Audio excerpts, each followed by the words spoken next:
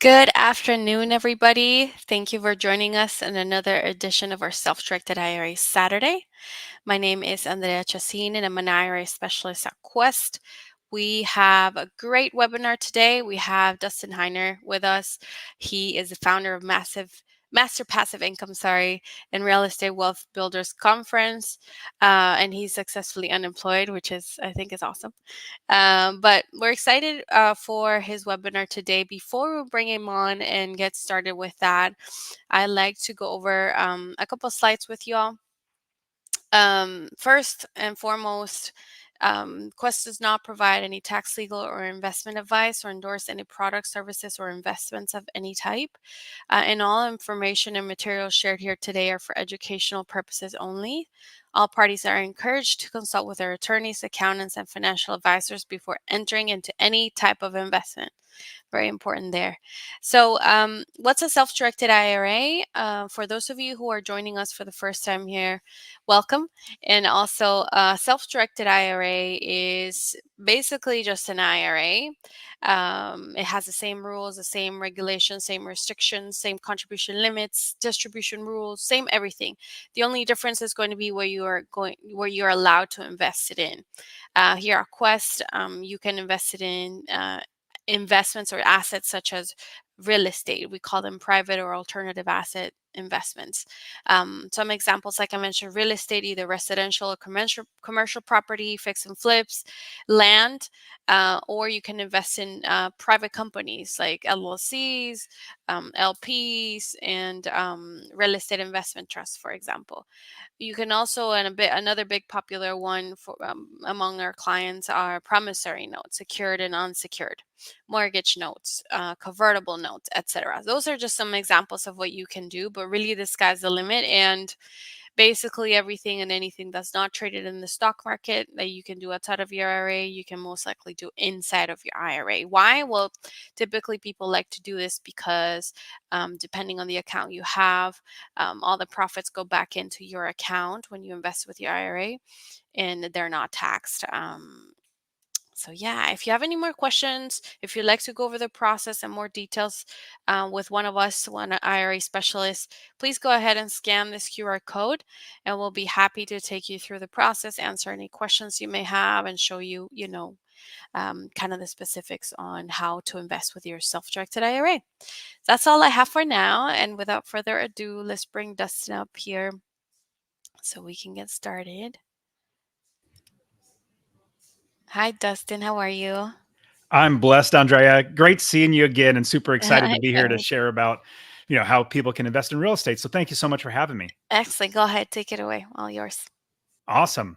So great. I am super excited to be here with you. I've been working with Quest Trust for a little while now, and I invest in real estate. And I want to walk you guys through how I created a six-figure business. Now it's since grown, but I created a six-figure business, become successfully unemployed or retire, and not necessarily need to work for somebody else, but then also how you can invest with your self-directed IRA. We have students that invest with their self-directed IRAs all the time, their 401ks. If it's self-directed, you can invest in it. So super pumped to be sharing this with you. So I'm going to share my screen. And as we get started, I'm going to walk you through a little bit about who I am, as well as walk you through what you can do as a real estate investor. Okay, so obviously, welcome. Thank you so much for being here. This is going to be great. I'm super pumped to help you to invest in real estate. So this is how I built a six-figure automatic business in my spare time with a full-time job, and how you can too. So my name is Dustin Heiner, the founder of Master Passive Income. And I came up with that name because I bought one rental property.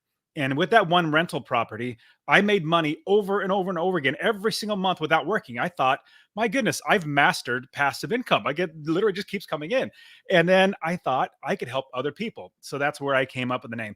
So a little bit about me too. I want to walk you through my credentials, I guess, so that because most people don't know me. So I'm a father of 5 kids. So there's my wife and my 5 kids. We just had our newborn, so really, really blessed. We had to add her in this picture really quick, but she's like 10 weeks old now, so she's absolutely fantastic. But started investing back in 2006 before the crash, and then retired at 37 years old. And I changed the term from being retired to successfully unemployed because people would scratch their heads and like, what do you do with your time? What do you do with your life? I said, well, I do plenty. I do a lot of other great things. So I turned it into successfully unemployed now. Now, I also own 30 plus rental properties. They all are fantastic. They literally are, it's an automatic business. I don't do anything in my business. I hire experts to do the work for me, and I'll walk you through how to do that. I have 878 hotel units, also a 355 unit apartment complex that we have. I'm an investor. That's what I do. I love real estate investing, and I love showing people how to do it as well.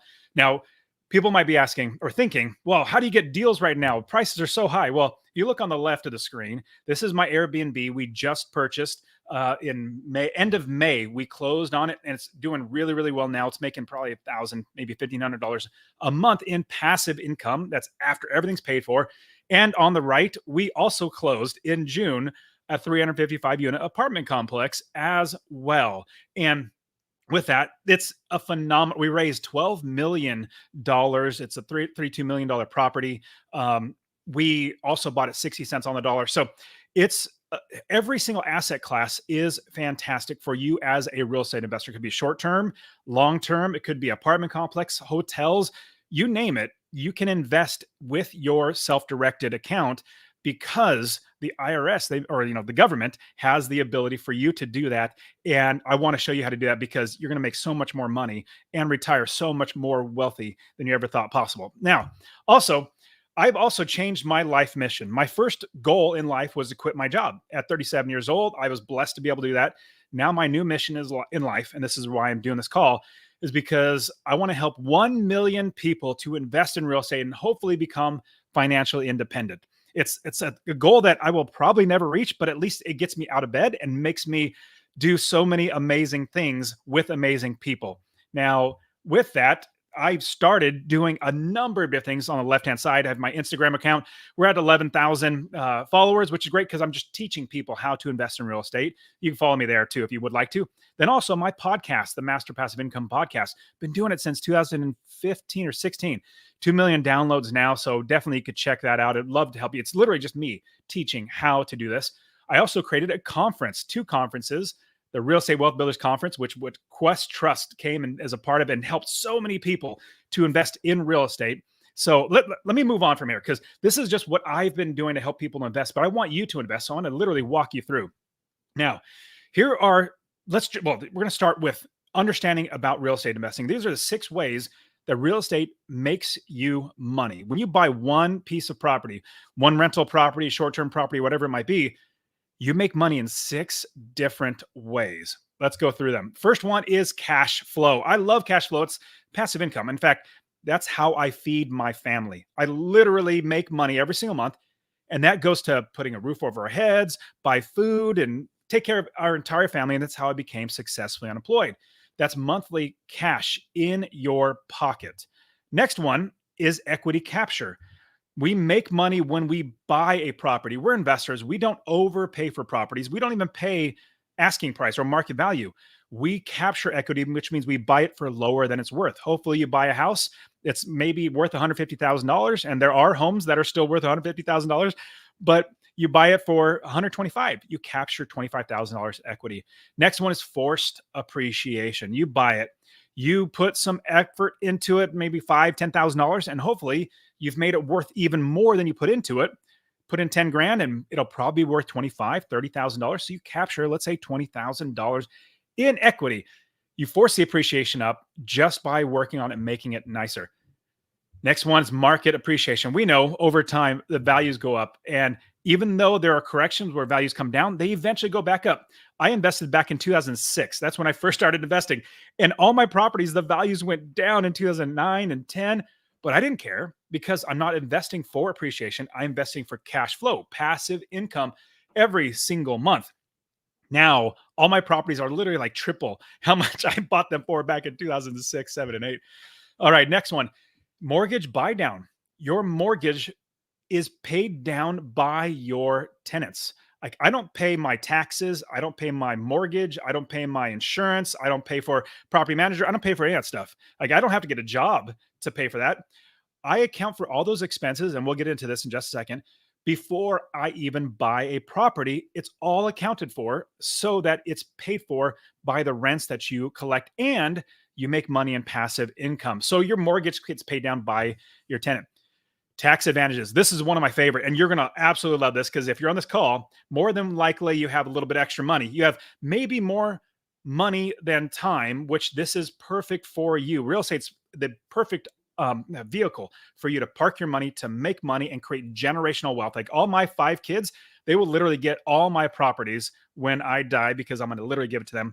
Tax advantages, you can do 1031 exchange. You can also, it's a business, you can get a tax write-off. I also love, love, love, and you will learn to love depreciation. Depreciation is amazing. It makes the IRS think you're making a lot less. Well, it's legal, but you get taxed a lot less. So those are 6 ways that you make money when you buy one piece of real estate, let alone hundreds of pieces that you may own. So cash flow, equity capture, forced appreciation, market appreciation, mortgage buy down, and tax advantages. These are just the start of all the amazing things about real estate investing. Okay, I'm going to give you the path to a 6-figure real estate investing business. Now, when you're investing with your self-directed retirement account, that literally goes back into your retirement account. So that when you do retire, when you are able to cash out, you're going to have all this money. Now, this is 6 figures every single year, and it grows and grows and grows as you do more in your real estate investing. So you might be thinking, well, Dustin, do I have to just use a retirement account? No, you can also use your private money. We have to keep those separate, which is a whole nother thing. Talk to Quest Trust. They'll help you figure all that stuff. All my students, we do invest in our retirement accounts as well as our own private money, because once you learn not really a trade, but if you learn a craft, a skill like real estate investing, you're going to realize, oh my goodness, I should have been doing this all along. And I'm going to do this every time that I can find a piece of property. So you'll invest in your retirement account and invest in your private account as well, or your personal account where you're using your own money and other people's money. Okay, let's go through it. When you buy one property, that makes you a minimum of $500 a month. Remember, that's the minimum. I have properties making me $1,000, $1,500 a month in passive income. That's after all the expenses are paid. Well, that's $6,000 a year in passive income. That's without working. 10 properties at $500 a month. Oops, I actually miswrote that. It should be $5,000 a month in passive income, not 5,00. So I apologize about that. But that's $60,000 a year without even working. Imagine $60,000 a year going back into your retirement account, and you still own that property, and equity is growing and growing and growing because the market value is going up as well. Now, if you bought 20 properties, remember I have 30 plus properties, hotels, apartment complexes, all that stuff. It's going to make you $10,000 a month in passive income. That's after all the expenses. $120,000 a year in passive income. Again, going to your retirement account. 40 properties is $20,000 a month. And I probably shouldn't say it. My wife will get mad, but I'll say it.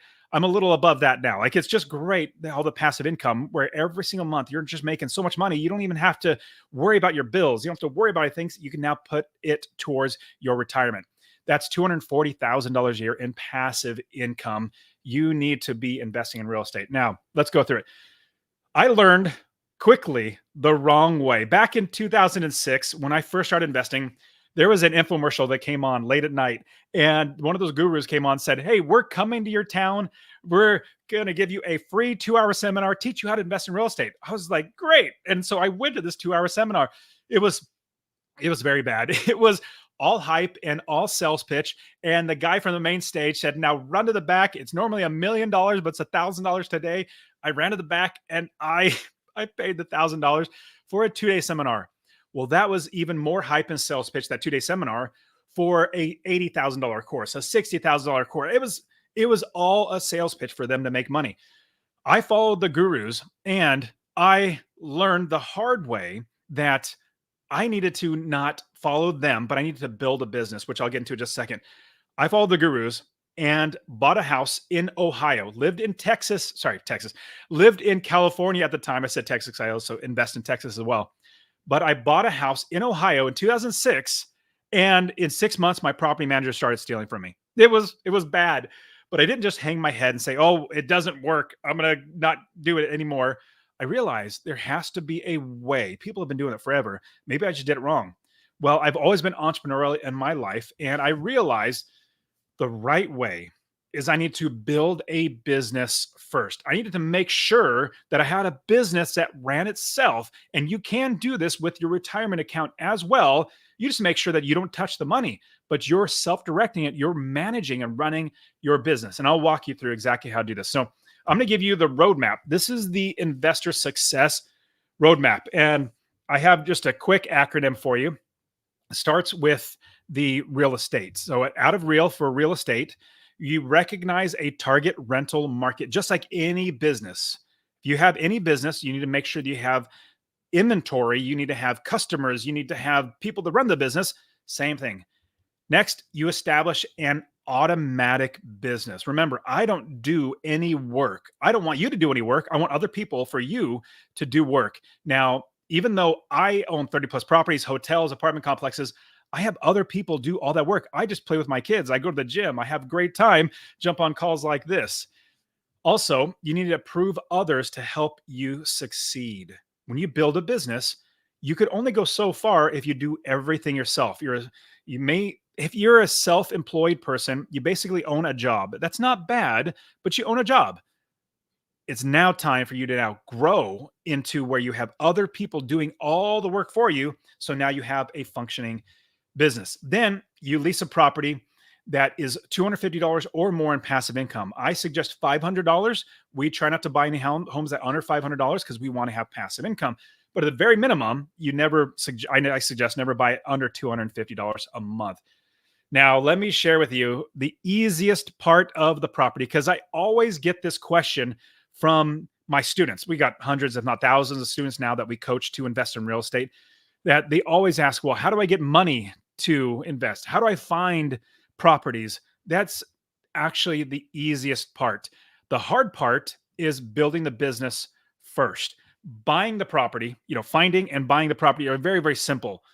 This is the hard part.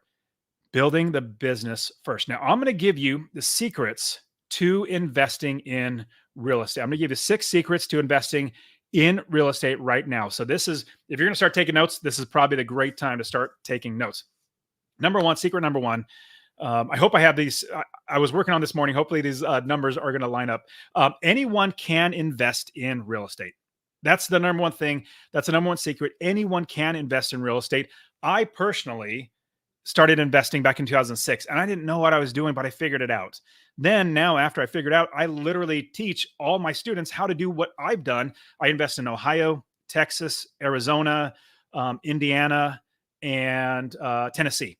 I have all these states that I invest in, and since I duplicated over and over and over in all these different cities and different states, I realized I had a system. I had a business that I could just duplicate over and over again. And then I just start showing people. Now, I'm going to give you some myths that people believe. Number one, you got to be born rich. Number two, you have to have lots of experience, like maybe, work in the business for a long time, have lots of connections, like other people that are going to just send you deals, and live in the right location. Those are the real estate investing myths that you need to get out of your head. It's absolutely not true. In fact, I have so many students that start with very little money. They don't have even have a retirement, but maybe they've saved out $5,000, $10,000 and they start investing and they buy their first property. Then that becomes a snowball. All that passive income snowballs into the next property. And then the equity in that home, we tap into that with, let's say, home equity line of credit, which we'll get into in just a second or just a couple of minutes. When we buy another property, then we refinance that. I'm getting a little ahead of myself, but you don't have to be born rich. There's so many ways to get money to invest in real estate. I've literally done 15 different creative financing ways. Now, you don't have to have experience. You don't actually have to be in the business in order to do it. You can learn that just like you learned your job. You went to college and you learned something, or you got training on the job. It's another skill that you can learn. You don't have to have lots of connections. You don't have to have the right people in place. We will build that when we build our business. I've done this, like I said, literally countless times, taught thousands of people how to do it. I can show you now. You don't have to also live in the right location. Like I'm living in an area that I buy all around me. No, no, no. I invest. You heard the states: Ohio, Texas, Arizona, Tennessee, Missouri, Illinois. No, not Illinois. That's the wrong one. Indiana. So I invest in all these because I don't necessarily want to live there, but I, like a business owner, can start a business that makes me money and then has people that want to use the properties, rent the properties. Then I make money every single month. We could do this over and over again. And the biggest reason why is because we hire the right people. Now, here is really what it comes down to. All those myths are out. Anyone can invest in real estate. Little to no money. Hopefully you have some extra money because you have your retirement account, which we can absolutely use that and grow that very well. You can invest with a retirement account. You learn the step-by-step system. It's very, very simple. It's not easy. If it was easy, everybody would be doing it, but it's simple. It's not hard. You can comprehend it. Very simple. And you want to follow those who have done it before you and invest anywhere in the country. My students, I mean, like I said, hundreds and not thousands of students now, they've already found the right areas. They already found the property managers. They already found the mortgage brokers. They already found all this stuff. And we put it all together for all the students so that they can get all that and follow the people that have gone before them. All right. Oops. See, I told you I screwed up on the numbering. So this is the next secret. So we'll just say the next secret. We build the business first. We build the business first. That is the biggest thing. Now, when you build a business, we need to find a good city that has good inventory. Remember, when I say build the business, I'm talking about making sure you have the experts in the area, making sure you have a good city that has good inventory. Remember, when you're building a business, we don't look at it as a home we're going to live in. So if you're thinking, I'm going to buy a house, oh, I don't want to live in that, so I'm not going to buy it. No, no, no, no. Plenty of people would love to live in a property that you buy that you might not want to live in. Every piece of property that I buy is a piece of inventory that I put into my business, and that business runs itself. So we need to find a city that has good inventory. Let me now I literally only share this to my students, but I'm going to share this with you because really appreciate Crest Trust. I want to walk you through how to do this. So here is Zillow. We've probably all seen Zillow. In this one city, was it Brownville? You could see a few red dots. Now you could see the criteria is up to $150,000, 3-bedroom, 1 bath. We're looking for single family homes. Well, there's not very many dots in here, which means there's not that much inventory. And the reason why is it's just not that big of a city. And when you don't have a big city, you don't have that many people that can work in the city that would rent your place or find managers for your properties, find contractors, roofers. It's just a smaller town. How about instead you find a different location? Here's Memphis, Tennessee. Look at all those red dots. Those are now, don't get me wrong. I'm not trying to tell you invest here. I'm trying to give you the principle. And even where all these red dots are, they might not be the right location for you to invest. In fact, my students say, hey, Dustin, you invest in this city. You're the expert. How about you tell me where to invest? I said, no, no, no. I'm not the expert. In fact, even though I invest there, I don't trust my own opinion because I don't live there. I trust the people that live in the area that are working on the ground there, my property managers and everybody else. They're going to tell me where to invest, which I'll get into in just a minute. But this is a city that has lots of inventory, lots of properties that you would want to buy. Now, when you build a business, you want to find a city that has lots of inventory. That means you're not going to buy up all the inventory in like 1 or 2 years. You can keep scaling and growing. And we multiply this in many, many different cities, kind of like have fishing holes. If you have one pond that you're fishing in, well, you might fish that one out. We have multiple ponds that we fish in, and we have lots of cities that we invest in. Okay, I'm going to give you the best types of properties to buy. These are cookie cutter type homes. These are what my students always buy. And these are homes that people either want to rent or buy. So we could rent it out, or if we want to sell it, everybody wants to buy them as well. Here's a cookie cutter type home. 3-bedroom, 2 bath, 2-car garage, 1,200 to 1,400 square feet. That is the cookie cutter type home because we get families that want to live in there. Kids go to school in the area. Parents work in the area. We want people that stay in our properties that keep them rented. Now, if it's short term, it's a Airbnb or something like that, a little different criteria. But the big thing is, we don't buy any properties that we cannot rent long term and make money. And then if we pick short term, we're going to make a lot more money, which I get into in my coaching. I'll definitely walk you through all that. But here's the cookie cutter type home. Now, here's the next secret. I guess secret number two. I guess I added the first one as a bonus secret. Here's secret number two: hire experts in your city. That is the biggest thing that everybody misses. They jump right to buying a property and they say, "Oh, my expert is my realtor." No, no, no. I'll be completely honest. And if you're a realtor, plug your ears right now, but realtors are a dime a dozen. There are so many of them. There's thousands and thousands of them. Anybody can just say, "I'm a realtor," and just try to be a realtor. But where are the right people that you want to get? Those are the property managers. There are so few property managers because it's really hard to do. We hire the experts in the city. Now, here's a big tip that I'm going to tell you: we hire slow and fire fast. When somebody is losing us money in a business, we need to stop that from happening and we need to fire somebody. When I say hire slow, we need to find the right people and then take our time in hiring them before we even look at properties, before we even buy properties. A lot of students come to me and say, "Dustin, I found a great area to invest and I found I found five realtors and they're already sending me deals." I said, "No, no, no, no, stop. If you bought those properties, any one of those properties, who would manage the property?" And I say, nobody. I'm like, exactly. Realtors are the last step. That's the easiest part, is finding properties.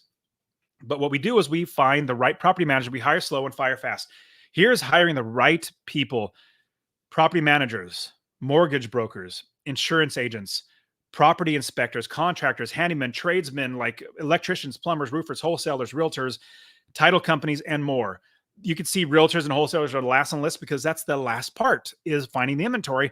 Everything else is making sure that when we have the inventory, we can absolutely make money and have somebody else.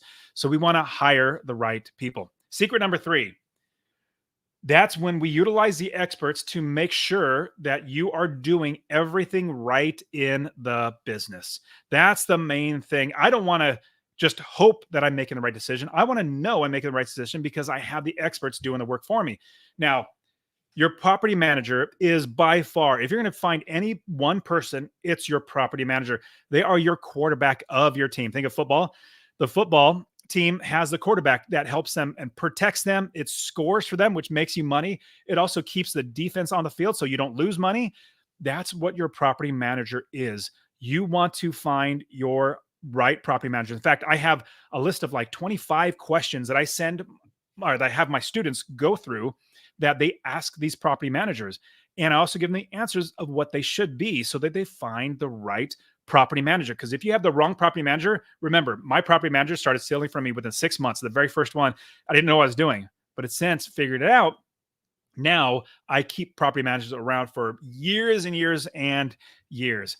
Now, here's what you do not want to do. This is what I did. I follow those gurus. You do not want to call up a property manager and say, "Hi, property manager. I just bought this property, number 1 Happy Street. Will you manage a property?" I get that all the time from people. And they say, "Dustin, I did this and I called up property managers and they said they would not manage a property because they get shot there." Like, whoa, that's too bad, because now you no longer have an asset. You have a liability, because if you can't manage it, then you by somebody else, you have to manage yourself. And do you want to get shot there? So what we do instead is we say, "I'm looking to buy this property, number 1 Happy Street. Will you manage a property? How much will it rent for? What's the vacancy factor like? What are the tenants or clientele like? What's the area like?" Before you even buy the property. And if they say, "No, I won't manage a property, I'll get shot," then you don't buy the property. You don't waste your money and time. You move on. That's what I'm talking about. We hire the right experts because we build a business. Next secret: businesses are in business to make money every single month. You might be thinking, "Well, if I buy a property, I'm a real estate investor, right? I'm an investor. That's what I am." Yes, you are an investor, but what you actually are is a business owner that invests in real estate, and your inventory is real estate. Whoops, I jumped one. Let me give you an example. If you're going to start a business where you're selling a candy bar, and if you could buy it for 50 cents, but you can only sell it for 25 cents, you'd be losing 25 cents every single time you sold a candy bar. You would not do that business. You would say, "Why would I do that business? I'm losing money." Instead, if you can buy that candy bar for 50 cents and you knew all day, every day, you could rent it for $1. Remember, when we hire property managers, they're going to tell us how much we could rent our property for. If we could sell our candy bar for $1, you're going to buy as many candy bars as you can because you know you're going to make 50 cents every single time you sell a candy bar because you know you can sell it for that. You're going to wish you had more money. Well, here's the great thing about real estate. Think of this. Now, transpose that in real estate. Let's say you didn't have that 50 cents to buy that candy bar, and it costs you 25 cents to borrow money to buy that candy bar. Now you're out of pocket 75 cents, and you could sell it for $1.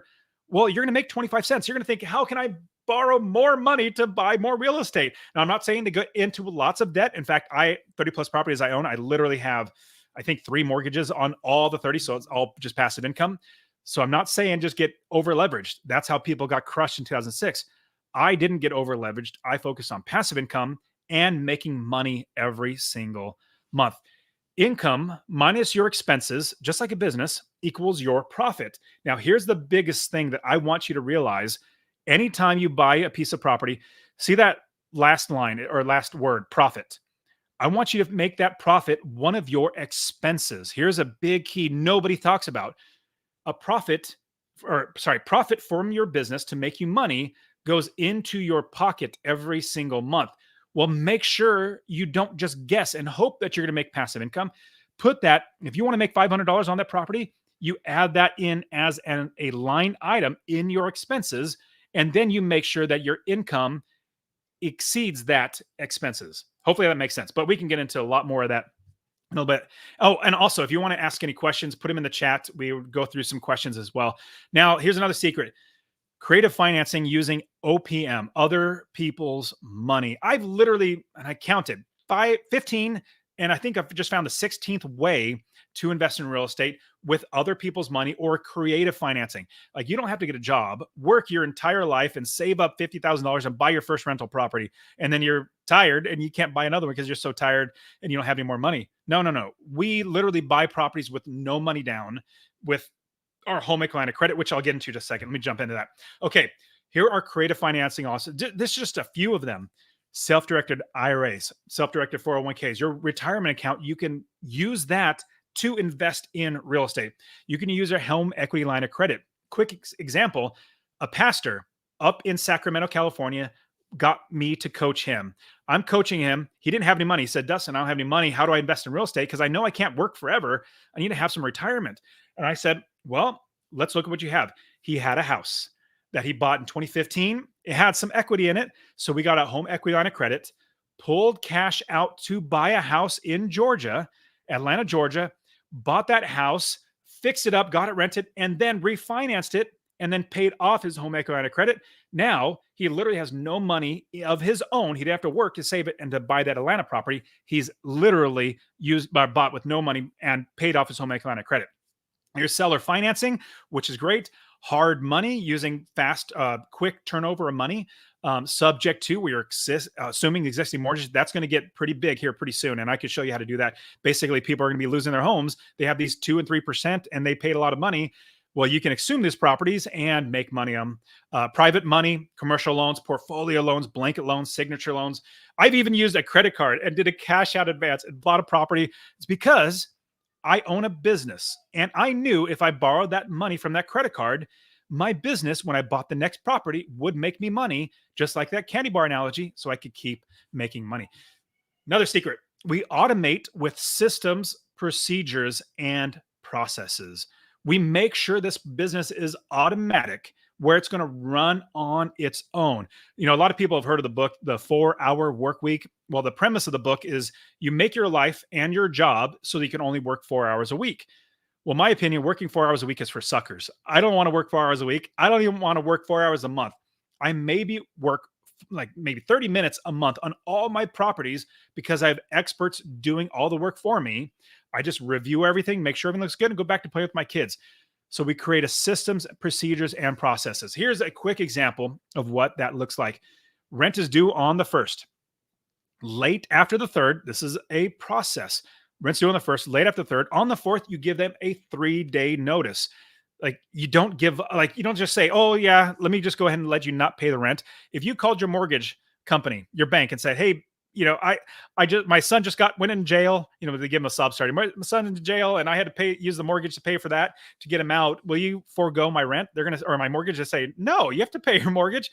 That's what we do. Is we run it like a business. So on the fourth, we give a 3-day notice. It helps them to know that we're serious, and it's this process is the least discriminatory process at all because we treat everybody like this. Everybody, get this.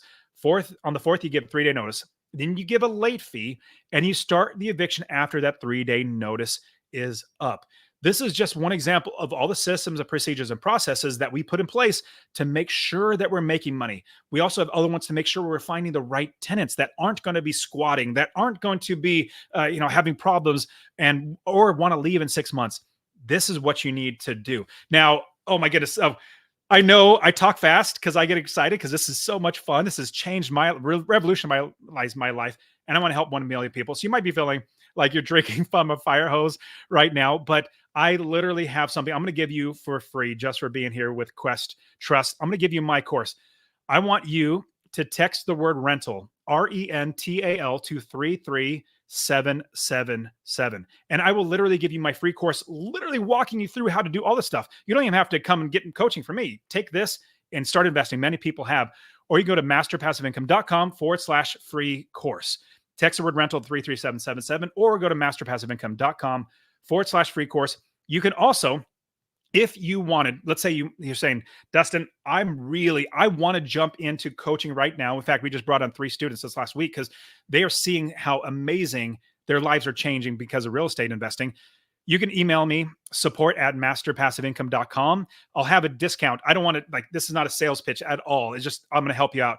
But I'm going to give you a huge discount for all of our coaching just because you're part of Quest Trust. If you want to, just email me, just say, hey, I'd love to look at your coaching.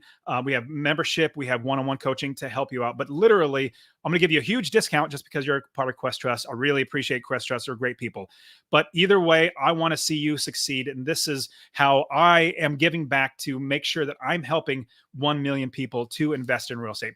Now, I'm all done. There's so much more, but I know there are probably questions. Be asking them in the chat. So I know Andrea is going to come back on and going to see if we have any chats. Hello. Yes. So if anybody, thank you, Dustin. That was amazing. Lot of great, insightful information. If anybody has any questions for Dustin, please go ahead and post them in the chat. We'll give you a couple minutes, and then Dustin can get to them here in a moment. But yes, thank you, Dustin. I do have a couple questions. One just came in from Manny and Michelle DeCaney. What is a signature loan? Oh, great question. I breezed through those really quick because I just want to save your guys' time. Signature loan. Literally go into a bank and say, hi, bank. I have a relationship. I already have a bank account with you. Would you give me an unsecured line of credit? That's what a credit card is. It's an unsecured line of credit on your personal credit. Would you give me an unsecured line of credit that I can borrow money out to buy whatever I want? And they'll say, yes, it's going to be a lower dollar amount. I think the one that I used was like $14,000 unsecured line of credit, which means it's not attached to a house. It's not attached to a car. It's not secured on something. It's just secured on your credit. So go to any bank and ask them for a signature loan. Now it's going to be a little higher interest. It's going to have, quicker payoff terms. But if you create a business like I did, I literally bought the property within I want to say 3 weeks, and I started making money and paid off that signature loan pretty quick. Excellent. Thank you very much for that question and for answering. What's the biggest pain point you've experienced throughout the years in real estate investing? Yeah, the biggest pain point is making sure that you have the right people in place. This is after you've hurdled over the other pain point of doing it wrong. Let's say you've done it right, where you build the business, you get the right people in place, and you're starting to go, building the business.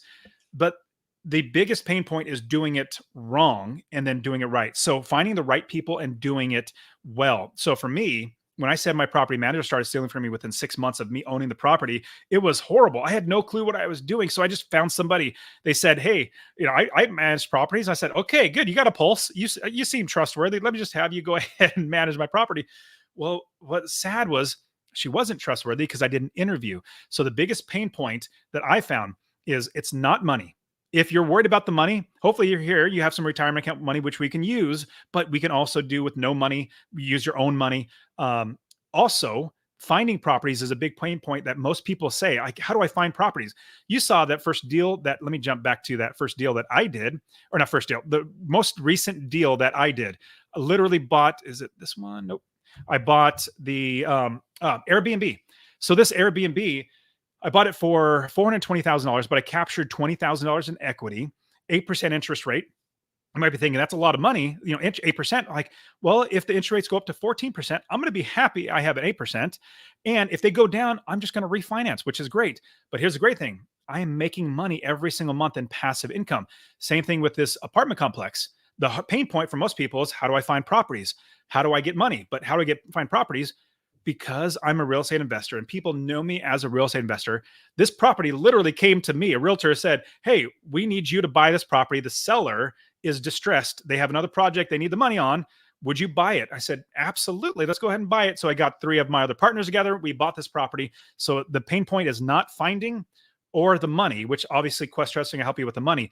Hard part is doing it right by building the business. Excellent. Thank you. Thank you. Um, what are portfolio loans? Portfolio loans are, and these are really great for regional banks. A lot of big banks do them, but very, very little. Regional banks, credit unions are great. A portfolio loan is where it's not your portfolio, like your properties. It's a portfolio loan that the bank itself holds and does not sell off to Fannie Mae or Freddie Mac, but they hold it as their portfolio and they make even more money. Usually banks, they give a loan and then they sell it to Fannie Mae, Freddie Mac, or another company, and that company makes all the interest. They just make the money on the processing.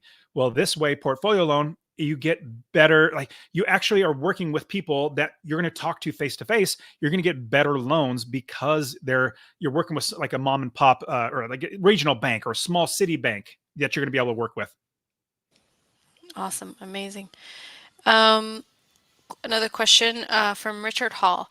How are you paying off so many of your property loans when you're acquiring for little to no down payment? Got it. Great question. So what I was sharing was two different things, and I'll put them together. So with no money, little to no money down, most of my properties I paid for with cash, and but I didn't save up a ton of money. I refinanced and pulled cash out of my private residence, which I've done that too, and bought properties.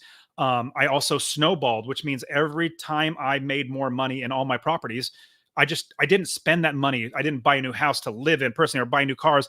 I literally just kept snowballing. The snowball got bigger and bigger and bigger. All that money, I just kept paying off loans, loans and loans and loans. But I did also utilize seller financing. I did also utilize all the different ways. I've utilized those. But here's the great thing: when you have 30 plus properties, you got $20,000 a month coming in, you can pay off those loans pretty quick. And I retired, what, 8 years ago? 2016 is when I retired. So, anyways, long story short, it's a snowball effect of building your business, and then the equity in your properties make you more money by buying more properties. Excellent. Another question from Ty. How do you hedge interest rate risks on the loans on such A of large your large portfolio. portfolio, such a Yeah. large portfolio? So here's the big thing. Now, if you're looking, so the Cove, that's our 355 unit apartment complex. That one, we got it's a different, commercial is a totally different ball of wax than single family homes or residential, 4 units and below. So the Cove, that is a larger property. Now, these homes that are single family homes, residential, 4 units and below, well, how to manage the interest rates. The great thing about it, let me say that this way.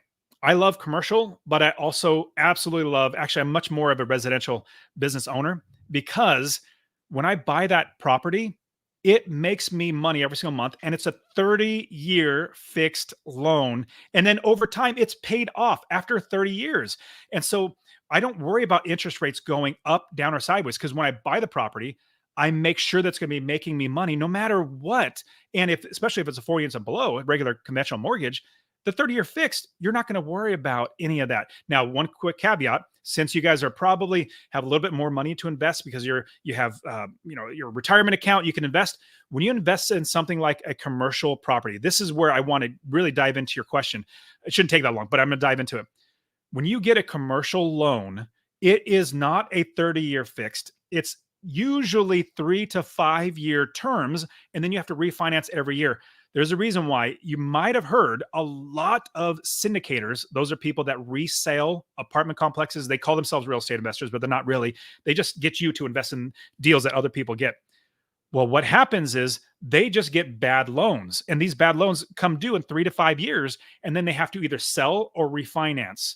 What we did with this property, the reason why I think I raised close to $2 million from my own network, people that I know, because I have a great deal, 60 cents on the dollar. We're buying it for, but here's another great thing: we have a 7-year Fannie Mae loan that's fixed at 5.86%, and we underwrote it, which means we did all our numbers at 6.81.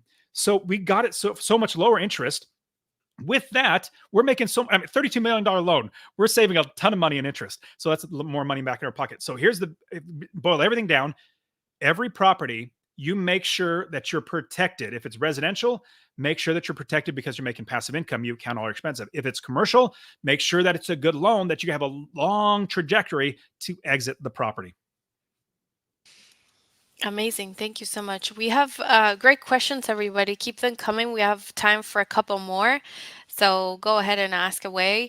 But yeah, this is awesome, Dustin. How can people so is this how people can reach out to you by texting um So, yes, you can get my free course. Text the word rental to 33777. You have my email address there. So you can reach out to me there. Like I said, if you're on this and you want to get started. In fact, most people just say, "Man, I want to get started. I'm going to skip the free course because I know that I need somebody to help me through this. I have too much on my plate. I'm working. I have family. I need help. I don't want to learn through mistakes." That they jump right into coaching. So we have a membership, lower price point. We have one-on-one coaching, which is the fast track. So like I said, I will literally give you a big discount on everything because you're part of Quest Trust. Excellent. Well, guys, take advantage of this while you can. And I don't see any other questions come in, but if you do in the future, then go ahead and reach out to Dustin.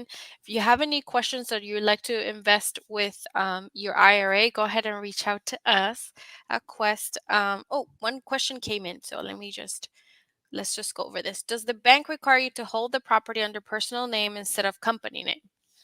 Yeah, love that question. So the first one is a very simple answer. If it's commercial, it's in your company name. If it's commercial property, 5 units and above or storage facilities, it's in your company name because it's a commercial loan. Now, if it's in 4 units and below, it's a conventional loan. Then there's two ways to look at it. Number one, banks, when a conventional loan, will not put it into your your company name. They will not, because you need to be the one because it's a secured loan, and they need to have you basically be recourse coming after you personally if you don't pay your loan. So you don't necessarily have to have it into your personal name though if you do a residential property, because there's other loans. There's a new loan, relatively new, maybe 5, 6 years old now, called a DSCR loan, abbreviation for debt service coverage ratio loan. It's basically a business loan, but 30-year fixed. And the great thing about this is it's not looking at your income. Do you have enough money to buy this property? No, it looks at the property. Is the property a good property that's going to make money every single month? And is the property going to pay for the mortgage? That's the debt service coverage ratio loan. So there's lots of ways to go around this. In the debt service coverage ratio loan, it's usually inside of your company name. So there's a lot we can go over to make sure that whatever route you want to go, personal name, private name, or a company name, there's so many ways to do it. Thank you, Manny and Michelle, for those questions. And then they added this at the end for 30-year fixed mortgage. So So I'll say this. There's something called a due on sale clause that when you move a property, you buy it with your own private name, and when you put it in your own personal name, banks, they're not going to give you a 30-year fixed without being in your private name. The DSCR loan, yes, that could, as a 30-year fixed, you will get that. Now, if you're getting a regular loan and you're putting it in your personal name and you want to move it into your company name, then there's such a thing called a due on sale clause in the contract where it says if you sell the property and we don't get our money, we can call it due. We can literally call all that money in or get the property. Well, here's two things. Number one, yes, that's true. That's there. But number two, I know thousands of investors. I know thousands of people that have invested. I have heard so many people, once they buy a property in their personal name, they move. And this is not advice. I'm just giving you example, education of what's happened in the past. I'm not telling you to do this, but they move their property into their LLC, which is not bad unless the bank finds out about it and they want to call it due. But here's the great thing. As long as you're paying on your mortgage, the bank doesn't care. They're not going to double check that you're putting your lease or your property is still in your name. If you stop paying your mortgage, they're in there. It's just there to protect them. Now, here's another quick thing. I also talked about a line item in the creative financing was subject to the existing mortgage. Well, people take over mortgages for other people and it's not in the same person's name.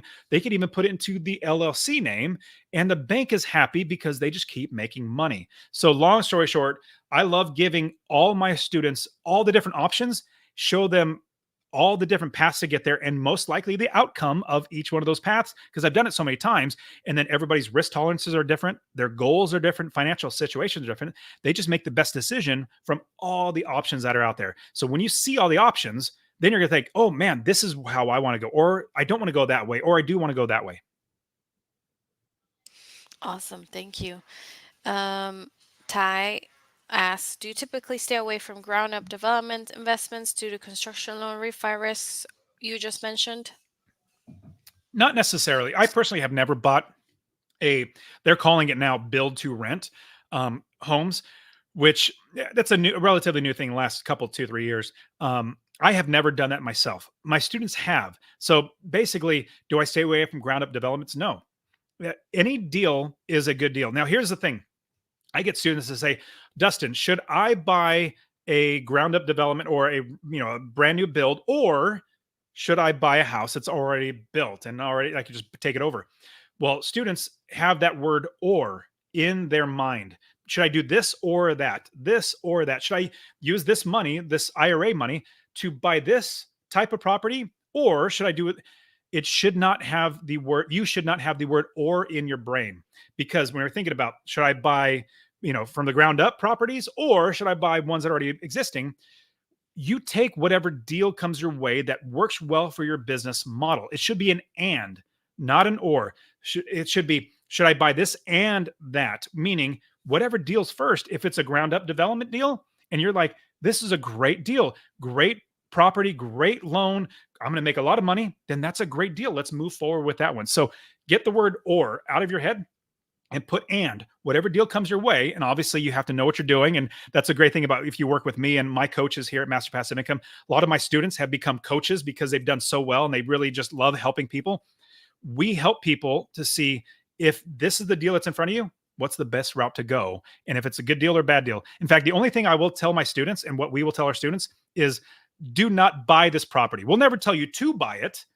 In fact, I've done this before. My students said, "Well, Dustin, I really don't know if I really want to buy this." And we've gone over it like 4 times. I said, "Well, if you're not going to buy it, I'll buy it." Send it to me. And he said, "Well, shoot, if you're going to buy it, I better buy it." I'm like, "Okay." But the only thing I ever tell my students, or only thing we ever say is do not buy this property because it's a bad property. We don't want you getting into bad things. But what we'd love to do is give you all the options, give you principles, then walk you through, and then you make the best decision of what you can do. Excellent.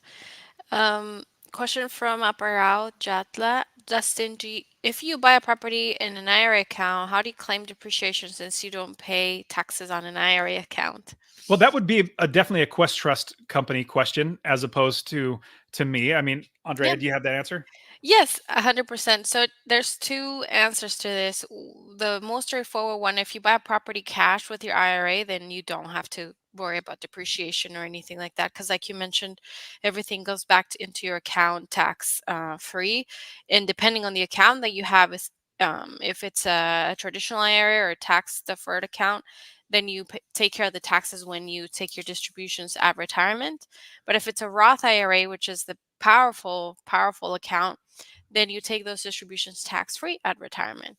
So, but the only other there's a way that you can trigger something called the UBIT, which is a long topic, and we can talk it offline if you like, Mr. Rao.